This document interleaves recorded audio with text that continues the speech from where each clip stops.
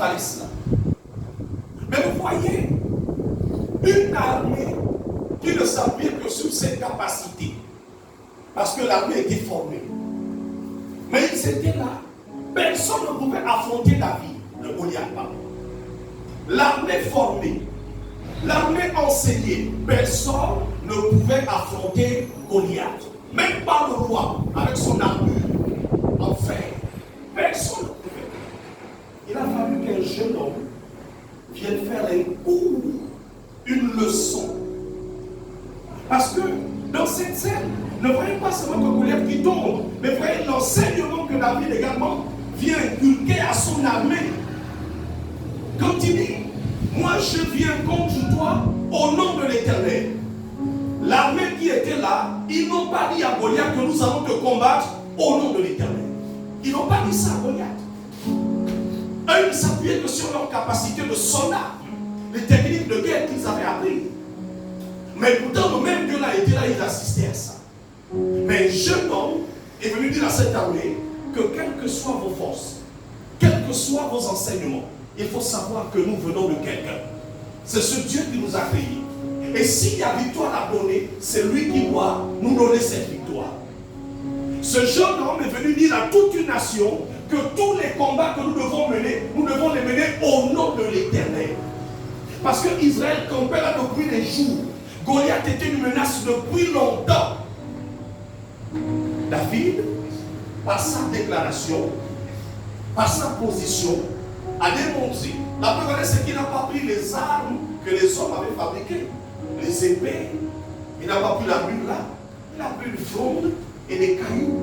Est-ce que ça sont des armes? Ça, c'est pas des armes.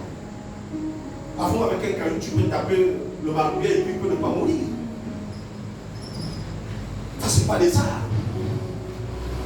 David, par sa position, a démontré à toute une nation que lorsque l'Éternel veut te donner la victoire, il va utiliser les instruments même insignifiants. Des éléments qui ne ressemblent pas et qui ne sont pas en réalité des armes. Mais Dieu va utiliser ça.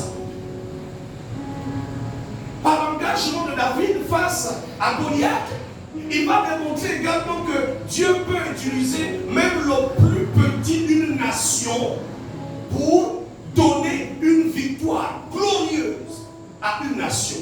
Parce que ce jour-là, lorsque Goliath est tombé, c'est tout Israël qui a jubilé. Lorsque Goliath est tombé ce jour-là, c'est là que le succès de David a commencé dans le pays. Lorsque Goliath est tombé ce jour-là, tout le monde a vu comme fête d'indépendance. C'était une délivrance. Et d'ailleurs, dans nos vies, lorsque le Goliath de nos vies tombe, même les gens qui nous combattaient deviennent maintenant nos amis. Parce que notre vie devient claire. On a les opportunités, on a la bénédiction, on est élevé. Mais là, c'est parce que le Goliath de ta vie est tombé que maintenant tu as toutes les portes ouvertes. Même les gens qui se moquaient de toi, comment ça veut dire, oh seul frère, ça va, oh seul frère, amène-moi à l'église, oh seul frère, comment tu fais? Là, c'est parce que tu as obtenu la victoire. Mais imaginons que ce jour-là, on aurait tué David. Imaginons que ce jour-là, on aurait déchiqueté David, comme le déclarait son adversaire. Tout le monde aurait pu dire que c'était un suicide. Cet enfant-là, il a mérité. Même une armée fuit. Même nous les aînés, on a fui, on a dit au petit. Mais il a voulu s'entêter. On aurait dit ça de lui.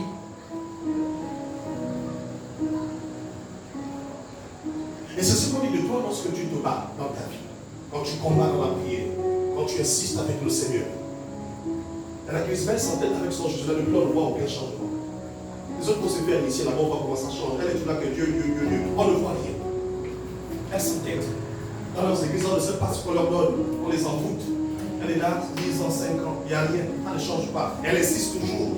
Il continue toujours avec son appel de Jésus. Jésus, on ne voit rien. C'est ce qu'on dit de nous. Mais il faut laisser les gens dire ça.